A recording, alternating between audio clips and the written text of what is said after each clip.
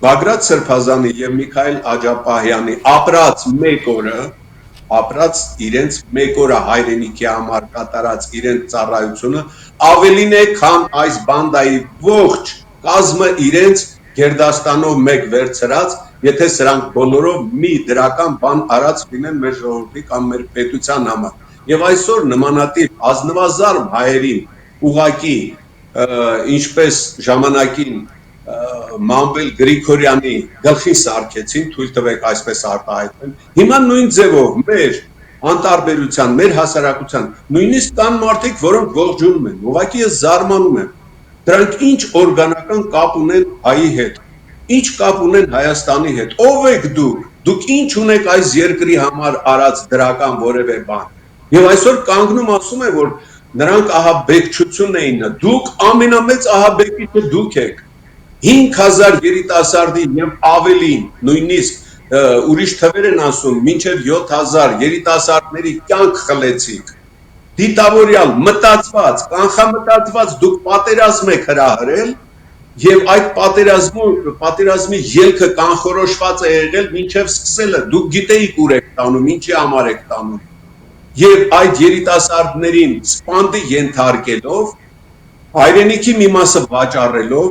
Հայաստանից մեծ արտագաղթի պատճառ դառնալով, Հայաստանը անօրինականության անարխիայի մեջ խրելով ամենամեծ ահաբեկիչները դուք եք։ Այսօր ում եք դուք ահաբեկիչ ասում։ Այնինչ որ իրենք ներկայացնում են, դրանք բոլորը մտածածին եւ կեղծ են։ Որևէ բան չեք կարող կպցնել, որ Բագրատ Սրբազանը ընդունակ է ահաբեկչություն կատարելու կամ ահաբեկչական խումբ ձևավորելու։ Ամենամեծ ահաբեկիչները դուք եք։ Պետության ղեկը վերցրել եք ձեր ձեռքը, զավթել եք իհարկե ոչ թե վերցրել եք, զավթել եք օտար ֆինանսների միջոցով, օտար գաղտնի ծառայությունների օգնությամբ եւ այսօր այդ մահակը օգտագործում եք բոլոր հայության դեմ։ Ինչ են սրանք արել։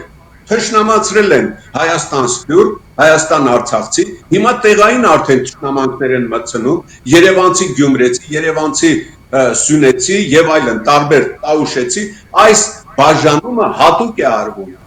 եւ այս բաժանման ֆոնին այն մարդիկ, ովքեր այսօր կամ պետական պաշտոն են զբաղեցնում սրանց հետ միասին, կամ սրանց գովաբանում են, կամ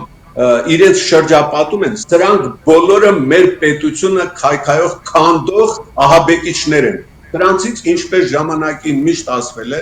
օր առաջ պետք է ազատվել, որպեսզի կարողանանք գոնե այս մի փոքր, մի բուռ մնացած հայրենիքը փրկենք։ Իսկ դրա համար ինչ է պետք,